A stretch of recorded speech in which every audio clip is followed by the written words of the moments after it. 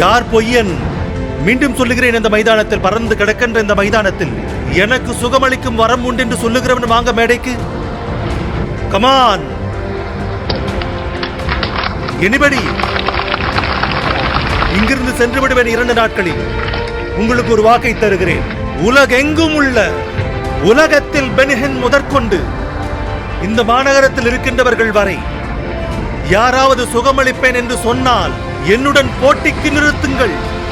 சவால், challenge. It is a challenge. அவன் திருடன் என்று நிரூபிப்பேன் உங்கள் கண்ணெதிரிலேயே. பைபிளுங்க, இது பைபிள். பைபிளில் எழுதப்பட்டவை இவை.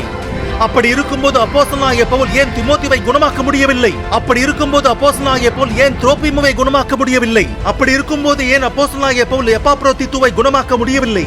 ஒரு காலத்தில் அவருடைய கைக்குட்டை பட்டாலே நோய்கள் குணமாகும் போது, பிசாசுகள் விட்டு ஓடும் போது, அத்தகைய மகா பக்தரிடம் சுகமளிக்கும் வரங்கள் நின்றுவிட்டது சில காலத்திற்கு. அது முதல் நூற்றாண்டிலேயே நடந்து முடிந்துவிட்டது.